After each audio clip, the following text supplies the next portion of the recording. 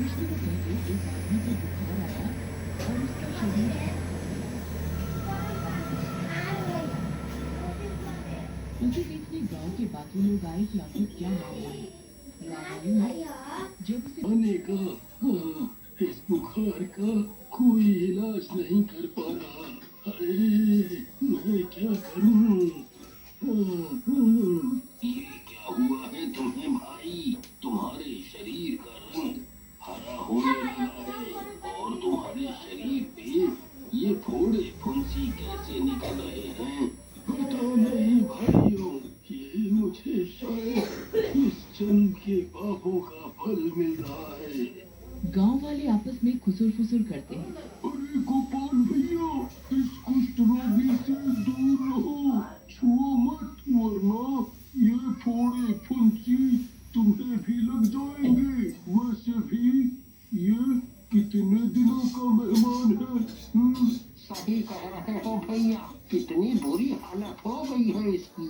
पता नहीं कौन से बुरे कर्म करे हैं जो ऐसा फल मिल रहा है। ये खबर पूरे गांव में फैलने लगती है और अब गांव का कोई भी आदमी या औरत पीड़ित के पास नहीं जाता था।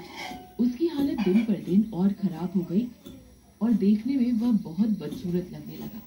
कोई भी उसकी शक्ल देखना पसंद नहीं करता था। फिर एक दिन अरे भाइयों, मैं क्या कहता हूँ, सही बात है, गांव में रहेगा तो इसकी बीमारी पता नहीं कितनों को लगेगी। सारे गांव वाले उसे उठाते हैं और गांव के बाहर छोड़ आते हैं। अरे ये तुम लोग क्या कर रहे हो? मैं भी इस गांव का हिस्सा हूँ। मैंने भी इस गांव के लिए काफी कुछ किया है। अब मेरा समय खराब है तो तुम लोग मेरे साथ ऐसा नहीं कर सकते। चल चल पड़ा रहे यहीं। तेरे लिए अब हम पूरे गांव को खतरे में नहीं डाल सकते।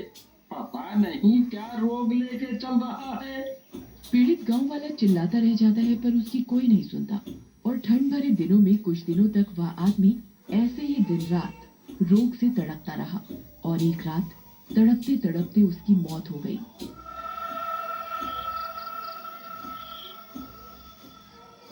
इतनी बुरी दर्दनाक मौत के कारण वह एक शैतान बन जाता है।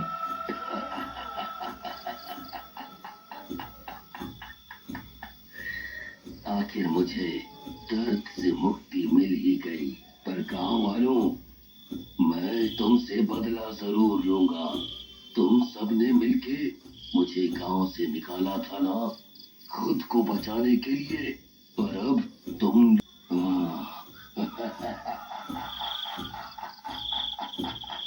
और वह शैतान गांव में घुस आता है। रामू अपने खेतों में काम करके कुछ देर आराम के लिए वही छांव में सो जाता है। सबसे पहले तो तू ही मरेगा। अच्छा हुआ जो मुझे यहीं मिल गया। फिर गुस्से में शैतान सोते हुए रामू के हाथ में अपने नुकीले दांतों से काट लेता है। अरे भाई, कोई मेरी मदद करो, अरे मर गया रे। जिसकी वजह से उसके बीमार शरीर का वायरस रामू में चला जाता है।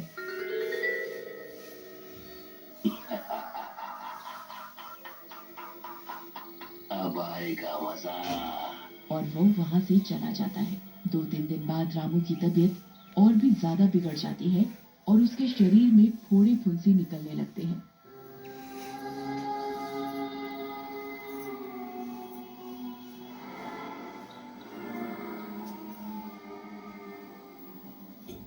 और धीरे धीरे उसका शरीर अलग रंग का होने लगता है।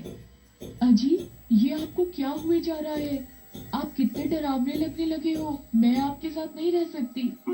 ठीक है कि पूरी जिंदगी मेरी सेवा करोगी और 2 दिन में ही परेशान हो गई। जी, आपका ये रोग मुझे भी न लग जाए। मैं तो अपने मायके जा रही हूँ। और वो चली जाती है। रामू दर्द में चिल्लाता रह जाता है पर रामू की हालत की वजह से सभी उससे दूर ही रहते थे और इसी तरह रामू की मौत हो जाती है।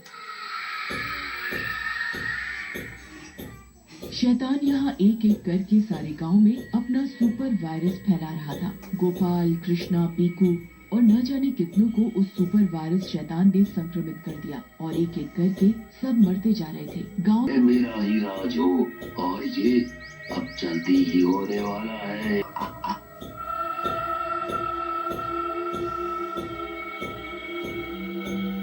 उसी बीच शहर से शांति कैसे है? अब क्या बताएं तुम्हें? पता नहीं हमारे गांव को किसकी नजर लग गई है। गांव की तो जैसे शांति ही चली गई है, जिसे देखो बीमार ही पड़ा जा रहा है और एक एक करके सबकी मौत होती जा रही है।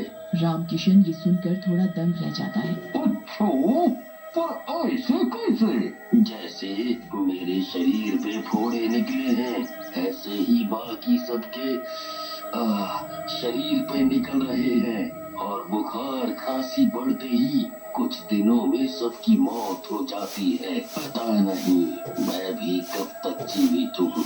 जब तक चल रहा है चल रहा है। जहाँ भगवान का बुलावा आएगा मैं भी चला जाऊंगा। रामकिशन बहुत दुखी होता है। तुम चिंता नहीं करो, तुम्हें कुछ नहीं होगा। अब मैं आ गया हूँ ना। और वह हरिया का ब्लड सैंपल लेकर उसी वक्त शहर निकल जाता है। वहाँ जाकर वह लैब में खून की जांच करता है तो हैरान रह जाता है।